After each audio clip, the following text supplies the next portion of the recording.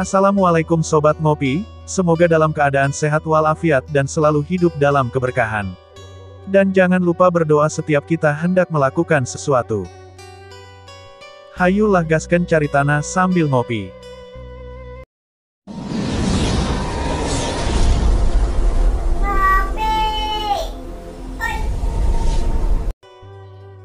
Dewi Kalahijau seketika kedua matanya membeliak, ketika melihat ilmu yang akan dilepaskan Wiro Sableng, yakni pukulan sinar matahari. Segera ia berteriak kepada ketiga muridnya, dan memerintahkan mereka untuk mundur. Karena ia tahu, bahwa ketiga muridnya itu tidak akan sanggup menerima ilmu pukulan tersebut. Namun karena merasa yakin dengan ilmu yang mereka miliki, ketiga murid Dewi Kalahijau tersebut tidak menghiraukan perintahnya sama sekali. Mereka bahkan berkata, mereka bersedia mengorbankan diri mereka demi berdirinya Partai Lembah Tengkorak. Pendekar 212 tersenyum aneh, dan seketika tangannya turun dengan cepat. Satu larik sinar putih perak yang sangat menyilaukan, dan menebar hawa yang sangat panas menderu ke arah ketiga orang penyerangnya. Ketiga murid Dewi Kalahijau ini bersuit nyaring dan tanpa menghiraukan peringatan gurunya menyerbu ke muka membabi buta. "Murid tolol!" teriak Dewi Kalahijau. Dengan cepat dia mendahului ketiga muridnya. Tangan kiri kanan mengirimkan pukulan kala hijau yang dahsyat. Ratusan kala beracun berlesatan, sedang begitu mulutnya menghembus, maka 4 jalur sinar hijau menggebu-gebu pula ke arah pendekar 212. Terdengarlah ledakan dahsyat yang seolah-olah membelah langit, ketika sinar-sinar hijau dan sinar putih perak itu beradu di udara. Dewi Kalahijau terguling di tanah tapi tiada terluka, sedang pendekar 212 jatuh duduk di tanah. Keningnya mandi keringat. Ketiga murid Dewi Kalahijau berpekikan memanggil gurunya, karena menyangka Dewi Kalahijau terguling mati. Tapi begitu perempuan itu bangun kembali, legalah hati mereka. Dan yang tak kalah hebatnya ialah, ketika dua sinar putih dan hijau itu bentrokan, angin pukulan pecah ke samping dan menghantam panggung besar. Panggung itu hancur berantakan. Mayat-mayat di atasnya berpelantingan, bahkan banyak di antaranya yang mencemplung ke dalam telaga. Wiro Sableng berdiri dan memandang tak berkedip pada Dewi Kalahijau. Sepasang mata mereka saling beradu pandang. Masing-masing sama mengagumi kehebatan lawan terutama di pihak Dewi Kalahijau. Kekaguman terhadap ketinggian ilmu silat pemuda itu, disertai pula dengan kekaguman terhadap kegagahannya. "Pendekar 212, berkata Dewi Kalahijau. Apakah kau masih belum bersedia untuk menyerah sebelum terlambat? Sampai saat ini masih ada waktu bagimu untuk masuk menjadi anggota Partai Lembah Tengkorak. Kelak kau kuberi kedudukan yang tinggi. Kita akan memimpin partai bersama-sama." Wiro Sableng tertawa dingin. "Aku dilepas oleh guruku dari pertapaan bukan untuk bersekutu dengan manusia-manusia macammu, tapi justru untuk membasminya." Maka marahlah Dewi Kalahijau. Dia memberi isyarat pada ketiga muridnya. Sesaat kemudian disertai dengan jeritan yang mengandung maut, keempatnya pun menyerbu mengeroyok pendekar 212. Tentu saja pertempuran 4 lawan 1 ini tak dapat dilukiskan kehebatannya. Karena Dewi Kalahijau dan ketiga muridnya, tiada memberi kesempatan bagi Wiro untuk melepaskan pukulan sinar matahari. Maka dalam 3 jurus saja, pemuda ini terdesak dan mendapat tekanan serangan yang berbahaya dan mengancam jiwanya. "Iblis-iblis betina, aku paling benci bertempur melawan musuh yang tak bersenjata. Tapi karena kalian telah lebih dahulu mengeroyokku secara pengecut, lagi pula terhadap manusia-manusia macam kalian, tak perlu begitu memandang aturan persilatan, maka aku terpaksa mengeluarkan senjata." Begitu habis ucapan itu, maka menderulah suara mengaung laksana tempat itu diserbu oleh ribuan tawon. Dewi Kalahijau dan murid-muridnya merasakan kulit mereka menjadi sangat perih, sedang serangan-serangan yang mereka lancarkan kini menjadi buyar. Tubuh dan gerakan mereka seperti terbendung oleh arus sinar putih dari kapak maut naga geni 212, yang berada di tangan Wiro Sableng. Dan kalau tadi mereka yang menggempur serta mendesak, kini terjadi hal yang sebaliknya. Berkali-kali mereka melepaskan pukulan Kalahijau, berkali-kali mereka menghembuskan 4 jalur asap kematian, tapi semua itu percuma saja. Sinar putih yang menggulung-gulung dari kapak naga geni di tangan Wiro memusnahkan seluruh serangan mereka. Seketika Dewi Kalahijau menjadi cemas. Nyalinya untuk meneruskan pertempuran menjadi tipis, ketika ujung lengan pakaian hijaunya kena disambar putus oleh senjata lawan. Maka perempuan ini segera memberi isyarat pada ketiga muridnya. Keempatnya menyerang dengan gencar lalu melompat keluar kalangan pertempuran. "Iblis-iblis pengecut, kalian mau lari kemana?" bentak Wiro Sableng memburu. Pemuda edan, sayang kami tak punya waktu banyak untuk menghadapimu. Jika kau masih penasaran, silahkan datang ke Lembah Tengkorak pada hari 12 bulan 12.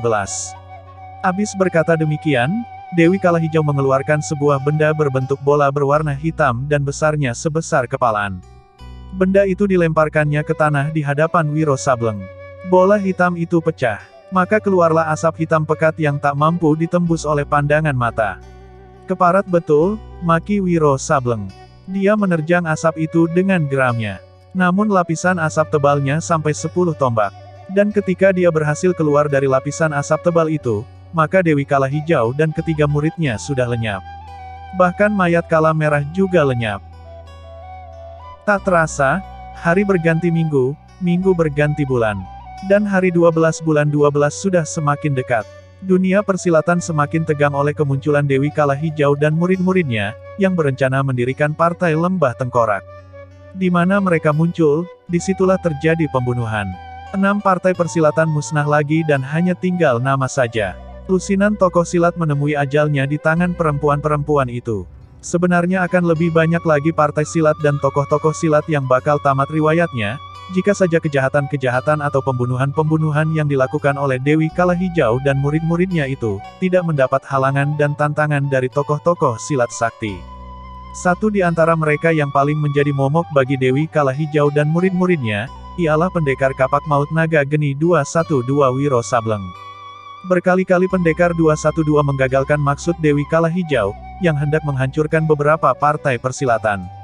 Berkali-kali pula beberapa tokoh silat berhasil diselamatkan dengan bantuan pendekar tersebut. Karenanya antara Dewi Kalahijau dan murid-muridnya, dengan pendekar 212 terdapat dendam kesumat yang sangat besar. Namun demikian di balik dendam kesumat itu, tersembunyi pula satu perasaan di hati Dewi Kalahijau. Sang Dewi ini tidak mengetahui bahwa apa yang dirasakannya itu, dialami pula oleh muridnya sendiri yaitu Kala Putih. Sebelum masuk ke dalam dunia persilatan, Dewi Kalahijau pernah jatuh cinta terhadap seorang pemuda. Pemuda itu kemudian menemui kematian di tangan satu gerombolan rampok. Ketika pertama kali bertemu muka dengan Wiro Sableng, terkejutlah Dewi Kalahijau, karena pendekar ini mirip sekali parasnya dengan pemuda yang pernah dikasihinya itu. Cuma bedanya Wiro memiliki rambut panjang gondrong. Sang Dewi merasakan seperti kekasihnya hidup kembali. Dan api cinta yang dulu padam kini mulai menyala lagi. Namun karena Wiro Sableng senantiasa menjadi penghalang besar, dalam rencananya untuk mendirikan Partai Lembah Tengkorak, maka benih cinta yang kembali menyubur itu menjadi tertindas tumbuhnya. Di satu pihak Wiro bisa memberikan satu kehidupan yang bahagia bagi masa depannya, di lain pihak Wiro adalah merupakan musuh besar bagi rencana dan dirinya sendiri. Sementara itu hari 12 bulan 12 semakin dekat juga. Dewi Kalahijau dan murid-muridnya tidak ada waktu lagi untuk menumpas partai-partai silat dan tokoh-tokoh silat yang menentangnya. Karena dia harus mempersiapkan segala sesuatunya dalam peresmian Partai Lembah Tengkoraknya. Maka Dewi Kalahijau menggunakan siasat. Kedelapan penjuru angin dunia persilatan, disebarkanlah surat-surat undangan guna menghadiri hari peresmian berdirinya Partai Lembah Tengkorak. Bila tokoh-tokoh silat dan ketua-ketua partai persilatan, baik dari golongan putih maupun hitam sudah hadir nanti, maka pastilah siasatnya itu akan berjalan baik. Apalagi mengingat sampai saat itu, dia telah memiliki sejumlah besar anggota-anggota partai dari jago-jago silat lihai yang telah ditundukkannya. Meskipun sudah terbayang oleh Dewi Kalahijau, bahwa Partai Lembah Tengkorak pasti akan berdiri dengan megah, namun hati kecilnya masih gelisah terhadap orang-orang seperti pendekar 212 Wiro Sableng. Sekalipun tidak diundang, bukan mustahil pendekar itu akan datang ke Lembah Tengkorak. Apalagi dalam pertempuran tempo hari, Dewi Kalahijau telah menantangnya untuk datang ke Lembah Tengkorak, pada hari 12 bulan 12. Selama mempersiapkan segala sesuatunya di Lembah Tengkorak, Dewi Kalahijau senantiasa mencari akal, bagaimana cara yang paling baik untuk menghadapi pendekar 212. Pemuda itu berbahaya sekali dan merupakan musuh besarnya. Namun meski berbahaya, hati kecilnya tak menginginkan Wiro Sableng menemui kematian. Inilah satu ujian yang berat bagi Dewi Kalahijau. Memang bagaimanapun jahat dan terkutuknya hati seorang manusia, namun bila sinar cinta dan kasih sayang merayapi hatinya, maka dia akan dihadapkan pada kebimbangan. Cintakah yang mesti didahulukannya ataukah cita-citanya? Seminggu sebelum tiba hari 12 bulan 12, Dewi Kalahijau memerintahkan muridnya si Kala Putih, dan seorang anggota partai untuk mencari dan meringkus pendekar 212 hidup-hidup. Menurut keyakinan Dewi Kala Hijau, menjelang hari peresmian berdirinya Partai Lembah Tengkorak, pastilah pendekar itu sudah berada dekat di sekitar kaki Gunung Merapi. Adapun anggota partai yang bersama Kala Putih ini, ialah seorang tokoh silat aliran hitam yang berjuluk Si Jaring Hantu. Kehebatan Si Jaring Hantu ini ialah, karena dia memiliki senjata ampuh yaitu sebuah jaring, yang terbuat dari sejenis tali yang tak satu senjata pun sanggup memutusnya. 4 hari kemudian, Kala Putih kembali hanya seorang diri. Dewi Kala Hijau menyambut kedatangan muridnya itu dengan heran.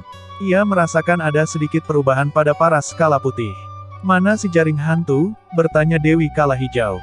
Kala Putih menjura di hadapan gurunya tapi tak segera menjawab sambil menundukkan kepalanya. "Apakah kalian berhasil menemui pemuda itu?" Kala Putih mengangguk. "Dan apakah si jaring hantu berhasil menangkapnya?" Kali ini dengan sedikit ragu Kala Putih menggeleng perlahan. Dewi Kala Hijau menggebrak meja di hadapannya. "Putih, sikapmu kali ini aneh sekali. Cepat berikan penuturan di mana si jaring hantu," tanya Dewi Kala Hijau sekali lagi.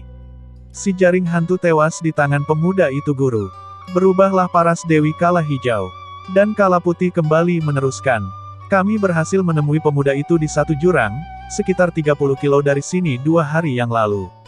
Kami berdua mengeroyoknya. Setelah bertempur 5 jurus, si jaring hantu berhasil meringkus pemuda itu dengan jaring saktinya.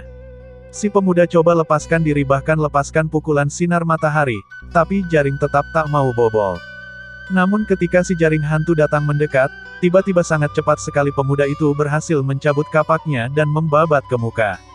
Tali-tali jaring putus dan kapak terus memapas perut si jaring hantu dan akhirnya mati. Aku kemudian menghadapi pemuda itu seorang diri. 3 jurus saja aku sudah terdesak, dan terpaksa harus melarikan diri." Dewi Kala Hijau menggigit ember bekas.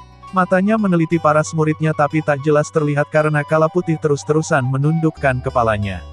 Namun demikian pandangan dan perasaan Dewi Kala Hijau yang tajam, bisa mengetahui bahwa di samping yang telah diterangkan oleh muridnya, pasti telah terjadi sesuatu. Karena saat itu tengah berada dalam kesibukan, maka Dewi Kala Hijau memutuskan pembicaraan. "Kau pergilah. Bantu yang lain-lainnya membereskan segala sesuatunya. Beberapa di antara undangan telah ada yang datang." Kala Putih menjura lalu pergi dengan cepat. Memasuki hari ke-6, para tamu telah banyak yang datang. Maka Dewi Kala Hijau melihat semakin jelas adanya perubahan pada diri muridnya si Kala Putih. Maka perempuan itu pun menyuruh muridnya untuk menghadap. Begitu Kala Putih selesai menjura, Dewi Kala Hijau segera membuka mulut. "Sejak kembalimu pergi bersama si jaring hantu, ada banyak perubahan dalam sikapmu, apakah betul?" Kala Putih agak gugup tapi menjawab juga. "Tidak, tak ada perubahan pada diriku guru." "Jangan bicara dusta, jangan tipu gurumu, jangan tipu dirimu sendiri," membentak Dewi Kala Hijau. "Terangkan apa yang terjadi." "Tak ada terjadi apa-apa guru," sahut Kala Putih. Dewi Kala Hijau menggebrak gerobak cilok. "Selama ini kau selalu periang dan suka melucu, sering tertawa dan bergurau dengan saudara-saudara seperguruanmu. Tapi sekembalimu 2 hari yang lalu, sikap dan sifatmu jauh berubah. Kau jadi pendiam, suka menyendiri dan banyak melamun. Jangan kira aku ini buta." Kala Putih mengangkat kepalanya perlahan-lahan dan coba memandang kedua mata gurunya. Sedetik kemudian kepalanya ditundukkan kembali. Untuk pertama kalinya, Kala Putih merasa ngeri dan takut melihat sepasang mata serta paras gurunya. Dewi Kala Hijau menyeringai. "Kau masih juga merahasiakan perubahan sikapmu Putih. Masih merahasiakan apa yang terjadi?" Tenggorokan Kala Putih kelihatan turun naik. Kemudian terdengarlah ucapannya tersendat-sendat. "Sesudah si jaring hantu menemui ajalnya, aku coba menghadapi pemuda itu beberapa jurus. Aku hanya sanggup menghadapi sebanyak 3 jurus kemudian coba melarikan diri, namun cepat sekali punggungku kena ditotok hingga aku menjadi tak bisa lagi bergerak. Tadinya kusangka pastilah pemuda itu akan membunuhku, tapi ternyata tidak. Dia bicara panjang lebar dan menasihatkan agar aku kembali ke jalan benar, serta meninggalkan kaki Gunung Merapi ini." "Lalu apa jawabmu?" bentak Dewi Kala Hijau. "Ku maki dia habis-habisan. Ku ludahi mukanya malah, tapi dia hanya tertawa-tawa. Dia hendak melemparkan aku ke dalam jurang, kecuali jika aku berjanji mau kembali ke jalan yang benar dan meninggalkan tempat ini. Aku terpaksa pura-pura menerima janjinya. Akhirnya aku dilepaskannya. Kemudian aku melarikan diri dan kembali ke sini. Apa kamu yakin hanya itu saja yang terjadi? Bentak Dewi Kalahijau. Katakan apa yang terjadi. Akhirnya dengan tersendat-sendat dan bahkan hampir tidak terdengar suaranya, Kala Putih berkata. Mohon maaf guru, aku tertarik pada pemuda itu. Mata Dewi Kalahijau seketika membeliak besar. Apa katamu? Kau tertarik pada Wiro Sableng pemuda keblinger itu? Kala Putih mengangguk perlahan. Mulut gurunya komat kamit. Kau tertarik padanya? Kau jatuh cinta padanya. Dan Kala Putih mengangguk lagi. Dasar gadis cabe-cabean, maki Dewi Kalahijau. Ditendangnya kursi di hadapannya hingga hancur berantakan. Disuruh meringkus musuh, malah bercinta-cintaan. Apa yang telah kalian lakukan? Tidak ada guru. Dusta. Ayo katakan cepat. Dewi Kalahijau mengangkat tangan kanannya ke atas. Sepasang matanya berkilat-kilat. Jika tak mau mengaku, ajalmu sampai detik ini juga. Dia menciumku guru. Menciummu. Gila. Dicium kau diam saja. Kala Putih tak menjawab. Selain dicium kau diapakan lagi olehnya? Dipeluk. Anak setan. Abis dipeluk lalu apa lagi? Tidak ada guru. Cuma dipeluk dan dicium, sama dielus-elus sambil digesek-gesek sedikit. Gila kau Putih. Apa kau tahu? Gua juga pengen. Kalau yang bagian ini cuma keisengan Mimin aja biar gak mumet. Slow lah kita balik lagi ke aslinya. Tidak ada lagi guru, sungguh. Jangan bohong. Kau pasti sudah tidur bersamanya. Tidak, sungguh mati tidak guru. Dan Kala Putih mulai sesenggukan. Dewi Kalahijau melangkah mundar-mandir di ruangan itu beberapa lamanya. Dia bicara apa saja padamu. Dia bilang akan datang ke sini, dan menggagalkan maksud pendirian Partai Lembah Tengkorak dan membunuhmu, bila kau tak bertobat dan kembali ke jalan yang benar. Kala Putih, bila kelak peresmian partai telah berlangsung, kau akan menerima hukuman berat dariku. Kala Putih menjatuhkan diri berlutut. Guru harap kau sudi memaafkan. Keluar dari sini. Aku muak melihatmu, bentak Dewi Kalahijau dengan amat geram. Perlahan-lahan Kala Putih berdiri. Disekanya kedua matanya lalu dengan tundukkan kepala ditinggalkannya tempat itu. Hari 12 bulan 12 akhirnya tiba. Di kaki timur Gunung Merapi, kelihatanlah satu pemandangan baru yang luar biasa. Sekitar lembah Tengkorak dalam radius 1 km, dilingkari oleh sebuah parit yang sangat dalam, dengan lebar 40 tombak. Air parit ini kelihatan hijau kelam tanda diserapi dengan racun yang jahat. Bagaimanapun saktinya seseorang, tak mungkin akan dapat melompati parit ini. Di satu bagian dari parit terdapat sebuah tangga gantung. Tangga gantung ini terbuat dari tulang belulang manusia. Di beberapa bagian dihiasi dengan tengkorak-tengkorak kepala manusia. Di tengah-tengah lembah berdiri sebuah panggung yang sangat luas. Seperti jembatan gantung tadi, maka keseluruhan panggung ini juga terbuat dari tulang belulang manusia, yang disusun dan disambung sedemikian rupa. Di sekitar panggung sebelah depan, duduklah ratusan tamu-tamu dari dunia persilatan yang telah diundang oleh Dewi Kalahijau. Dan kesemua tamu ini duduk di atas kursi-kursi yang juga dibuat dari tulang-tulang manusia. Banyak di antara tokoh-tokoh silat itu yang merasa menyesal telah datang ke lembah Tengkorak. Namun hal ini tidak mereka perlihatkan meski di dalam hati mereka sesungguhnya merasa ngeri. Kemana saja mata memandang, maka tengkorak-tengkorak kepala dan tulang-tulang manusia yang kelihatan serta mereka duduki sebagai kursi. Banyak pula di antara para tamu yang bertanya-tanya dalam hati, dari manakah semuanya tulang-tulang dan tengkorak-tengkorak manusia itu? Apakah dari manusia-manusia yang telah menjadi korban Dewi Kalahijau? Sementara itu di dalam guanya, Dewi Kalahijau tengah dikelilingi oleh 3 orang murid dan beberapa anggota partai yang menduduki jabatan tinggi.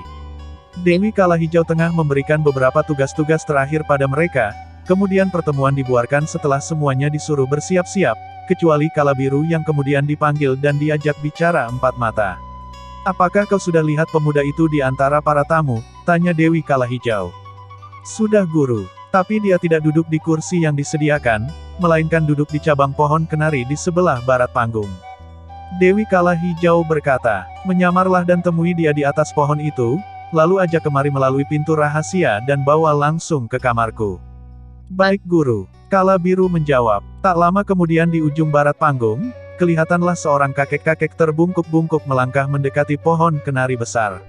Semua yang hadir tidak mengambil perhatian, karena menyangka kakek-kakek itu adalah seorang dari sekian tamu yang diundang oleh Dewi Kalahijau. Lagi pula semua mata para tamu kebanyakan tertuju ke muka panggung. Kakek-kakek itu yang tak lain daripada kala biru yang telah menyamar adanya. Tubuhnya laksana terbang melesat ke atas cabang pohon kenari, di mana saat itu duduk pendekar 212. "Kau siapakah yang mau-mauan naik ke tempatku duduk ini?" tanya Wiro Sableng. Kakek biru menarik nafas dalam dan merubah suaranya, sehingga persis seperti suara orang tua renta. "Wiro Sableng, aku adalah suruhan Dewi Kala Hijau. Dewi memintamu untuk datang ke tempatnya. Dia akan bicara empat mata denganmu." "Ingin bicara apa?" tanya Wiro pula, sedang sepasang matanya memandang meneliti paras kakek-kakek tua di hadapannya. "Mana aku tahu, aku cuma jalankan perintah," jawab Kala Biru pula. "Kalau Dewimu perlu aku, suruh saja dia datang ke sini." "Jangan bicara pongah," disarangnya Dewi Kala Hijau, desis kakek-kakek itu. "Sekalipun kau bisa mengacaukan suasana, tapi jangan harap kau bisa keluar dari sini. Lihat, jembatan gantung telah diputuskan." Pendekar 212 terkejut dan memandang ke jurusan kanannya.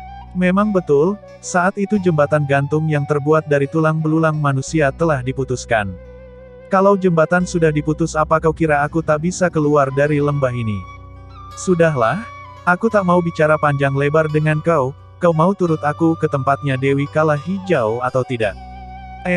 Kakek, kau mengancam aku agaknya." Kala Biru tertawa mengekeh. "Apakah kau tidak punya nyali untuk berhadapan dengan Dewi kami?"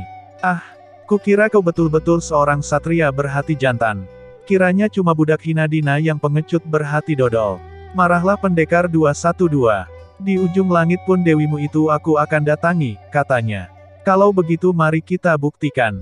Si kakek alias Kala Biru melayang turun. Penuh penasaran pendekar 212 mengikuti.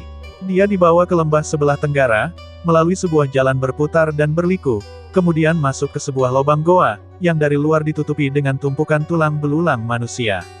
Beberapa saat kemudian, di hadapan sebuah pintu batu si kakek menghentikan langkahnya, lalu berpaling pada Wiro Sableng, dan berkata, "Tunggu aku sampai di lorong sebelah sana lalu ketuk pintu batu ini. Orang tua, jika ini adalah perangkap jangan harap matimu secara baik-baik. Paling tidak tangan dan kakimu akan kutanggalkan satu demi satu." Si kakek alias Kala Biru tertawa mengekeh dan berlalu dari hadapan pendekar 212. Wiro sendiri merasa tidak enak saat itu, dan dia yakin bahwa dirinya berada dalam satu perangkap. Namun untuk kembali mungkin akan lebih besar lagi bahayanya, apalagi mengingat kata pengecut yang diberikan si kakek tadi sangat membakar hatinya. Maka ketika si kakek dilihatnya sudah sampai di lorong ujung sana, segeralah diketuknya pintu batu di hadapannya. Pintu batu yang berat itu setelah diketuk membuka ke samping dengan sendirinya. Ternyata pintu batu itu tebalnya 2 tombak lebih. Ketika Wiro memandang ke pintu yang terbuka itu, di belakang pintu kelihatanlah sebuah kamar yang sangat bagus. Di samping kiri terdapat sebuah tempat tidur berseprai hijau berbunga-bunga. Di dinding di samping tempat tidur ini tergantung sebuah lukisan besar yang indah. Di sebelah kanan terdapat seperangkat meja dan kursi, sedang keseluruhan lantai tertutup dengan permadani tebal dan bagus. Tapi apa yang menarik perhatian pendekar 212 saat itu, bukan semua keindahan tadi, melainkan pada sesosok tubuh perempuan yang duduk di atas kursi di tengah ruangan. Perempuan ini mengenakan sehelai baju panjang hijau yang terbuat dari kain sutera yang sangat tipis. Kaki kanannya dipangkukan di atas kaki kiri, sehingga baju panjangnya itu tersibak lebar memperlihatkan pahanya yang putih padat serta mulus. Di balik baju sutera tipisnya itu hampir jelas kelihatan kedua buah dadanya yang besar. Namun semua keindahan badan yang laksana telanjang itu, tiada artinya bila dilihat paras perempuan itu yang tertutup topeng tipis muka tengkorak. "Silahkan masuk Wiro," Dewi Kala Hijau berkata sambil melambaikan tangannya. "Jika kau mau bicara biar aku berdiri di sini saja," jawab pendekar 212 pula. "Tak perlu curiga dan tak perlu khawatir bahwa aku akan menjebakmu. Silahkan masuk. Sekalipun kau memang bermaksud menjebakku, aku tidak gentar. Nyawaku berarti juga nyawamu Dewi Kala Hijau. Itu satu kata-kata yang bagus. Mari, masuklah Wiro. Aku ingin bicara denganmu." Begitu dia masuk ke dalam kamar itu, maka pintu di belakangnya bergeser cepat dan tertutup kembali. Dewi Kala Hijau tertawa dan mempersilahkan Wiro untuk duduk. Namun Wiro tetap berdiri di tempatnya. Dewi Kala Hijau menanyakan pendapat Wiro Sableng mengenai keadaan kamarnya. Dan Wiro menjawab jika kamar ini sangat indah, namun sangat disayangkan penghuninya sangat buruk. Dewi Kala Hijau tertawa merdu dan berkata, jika wajahnya tidak seburuk yang Wiro sangkakan. Maka dengan perlahan tangan itu menarik topeng tipis di wajahnya. Mata Wiro Sableng seketika melotot karena sama sekali tidak menyangka akan hal ini. Ternyata Dewi Kala Hijau memiliki paras yang sangat cantik. Hidungnya kecil mancung, bibirnya laksana delima merekah, bola matanya bening dan bersinar seperti bintang timur, di dagunya sebelah kiri terdapat sebuah tahi lalat kecil.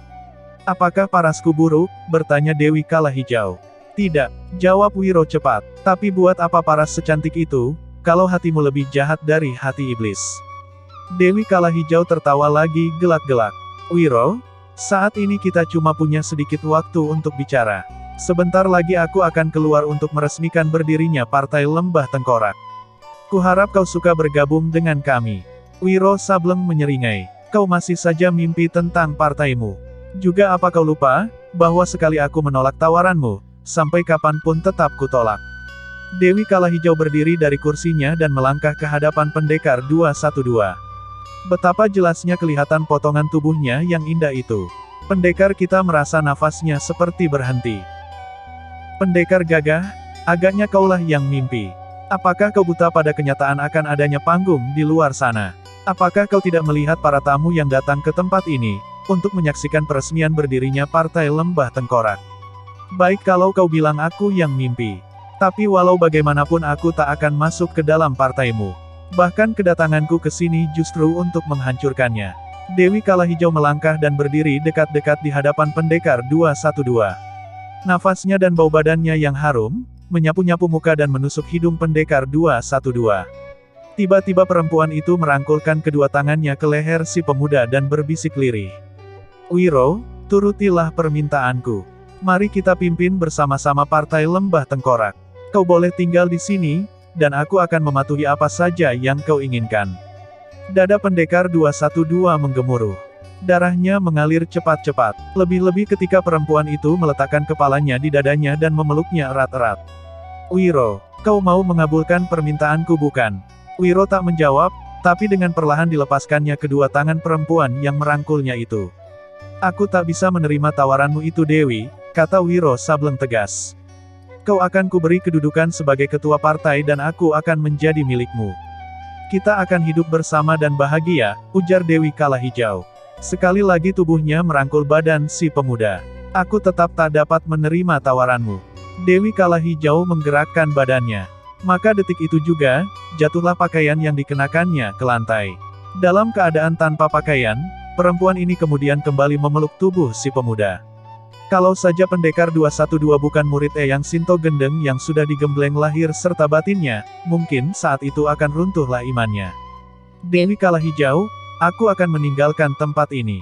Tunjukkan jalan keluar, Wiro. Jangan pergi. Terima tawaranku," kata Dewi Kala Hijau lalu ditariknya tangan pemuda itu sehingga keduanya terguling di atas tempat tidur. "Perempuan hina, jangan coba menipu aku," bentak pendekar 212 meronta. "Siapa yang menipumu? Aku bersungguh hati dan tidak palsu dengan ucapanku," kata Dewi Kala Hijau. Wiro mendorong perempuan itu hingga terlentang di atas tempat tidur, kemudian dia melompat ke pintu batu dari mana dia masuk tadi, namun pintu itu tiada berbekas sama sekali, lenyap sama datar dengan dinding ruangan. "Wiro," Dewi Kala Hijau melompat dan menubruk si pemuda. "Kamar ini penuh senjata rahasia. Sekali aku menggerakkan tangan atau kaki, tamatlah riwayatmu. Aku tidak takut mati. Tapi sebelum mati pasti kepalamu kupecahkan dulu," balas mengancam pendekar 212. Dan Dewi Kala Hijau kelihatan lunak kembali. Satu tangannya memeluk lagi tubuh si pemuda. Sedang tangan yang lain menarik tangan Wiro dan meletakkannya di atas buah dadanya. "Masuklah ke dalam partaiku Wiro. Kau kuserahi jabatan sebagai ketua." "Tidak," bentak Wiro. "Pergilah." Sekali dorong saja maka hampir sang Dewi jatuh terjengkang. Setelah mengimbangi tubuhnya, Dewi Kala Hijau untuk kesekian kalinya merengek macam anak kecil. Namun pendekar 212 tetap pada pendiriannya. Maka marahlah perempuan itu. Sementara tangan kanannya memeluk pinggang Wiro Sableng, tangan yang lain tak terduga tiba-tiba bergerak dengan cepat menotok jalan darah urat besar di tubuh pendekar 212. Tak ampun lagi pemuda ini pun roboh ke atas permadani. Tanpa bisa bergerak dan tanpa sanggup membuka mulut. "Manusia goblok, tolol, rasakan sekarang," maki Dewi Kala Hijau. Diberikan kedudukan tinggi, Minta jalan ke neraka. Sehabis peresmian partai kelak, akan kutunjukkan padamu cara mampus yang paling hebat. Abis berkata begini maka Dewi Kala Hijau mengenakan topeng tengkoraknya kembali dan pakaian ringkas warna hijau, lalu meninggalkan ruangan itu.